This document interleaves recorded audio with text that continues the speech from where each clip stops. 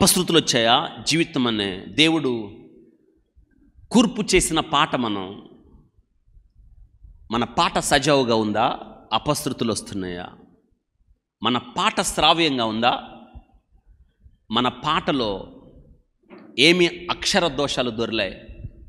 మన పాటను ఎందుకు ఆస్వాదించలేకపోతున్నారు?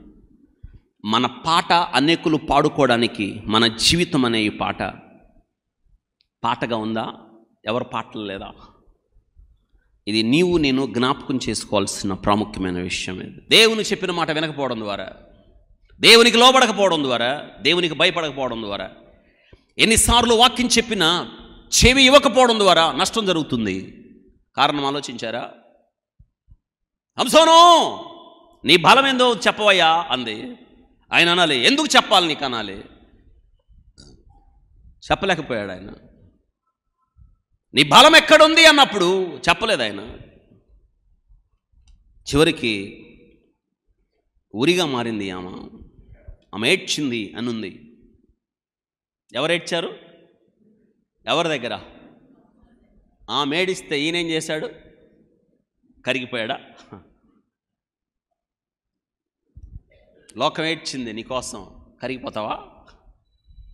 ప్రాణం పెట్టిన క్రీస్తును వదిలిపెట్టి లోకంలో దొంగేడుపుల కొరకు పరుగులు తీస్తున్నావా? దెలీలా ఏడ్చింది. ఆ ఏడుపులో కపటం ఉంది, ఆ ఏడుపులో ప్రాణం తీసే స్థితి ఉంది. కానీ ప్రాణం పెట్టిన దేవుణ్ణి విడిచిపెట్టి దెలీలా కోసం పరిగెత్తుతున్నారు చాలామంది. కాదంటారా?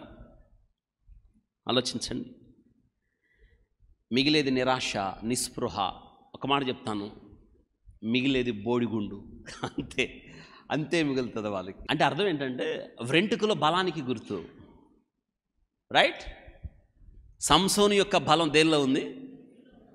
వెంట్రుకల్లో బలం ఉంది, వెంట్రుకల్లో ఆకర్షణ ఉంది, వెంట్రుకల్లో కిరీటం. వెంట్రుకలు అంటే అర్థం ఏంటి చెప్పండి? వెంట్రుకలు అంటే అర్థం ఏంటి? కిరీటం. వెంట్రుకలు పోతున్నాయి అంటే ఏం పోయినట్టు అర్థం? కిరీటం పోయినట్టు. వెంట్రుకలు ఊడిపోతున్నాయి అంటే ఎందుకు అంత కంగారు? దిగులు, విచారం, కలత, దుఃఖం, బాధ.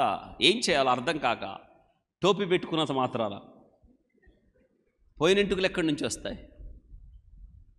రానివ్వండి, జెనెటికల్గా వస్తాయి. దాన్ని మనం కాదనేది ఏముంది కదా?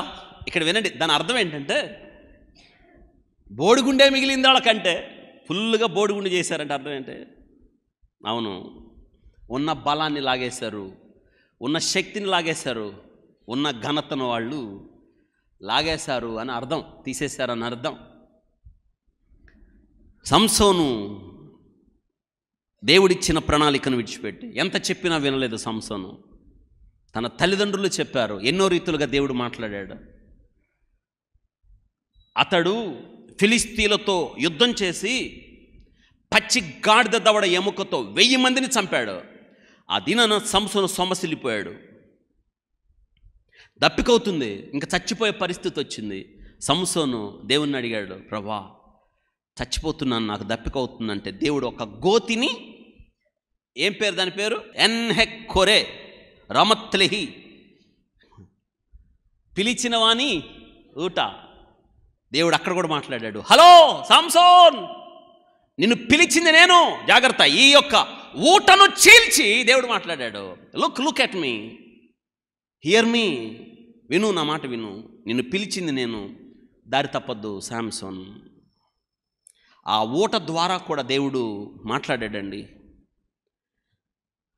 కానీ విన్నట్టే విన్నాడు. ప్రాణము తెప్పరిల్లింది, తిరిగి మళ్ళీ వెళ్ళిపోయాడు అక్కడికి. వెళ్ళిపోయాను ఎక్కడికి? లోకం దగ్గరికి వెళ్ళిపోయాడు. ఇప్పుడు ఇంతకీ ఆమె ఏడుస్తుంది. ఎవరు? దెలీలా ఏడుస్తుంది. నిజమైన ఏడుపా, దొంగ ఏడుపా? పెద్దగా దొంగ ఏడుపు. లోకంలో ఉన్నంత దొంగ ఏడుపు, నిజమైన ఏడుపు కాదు. దొంగ ఏడుపుకు లోనైపోతున్నారా?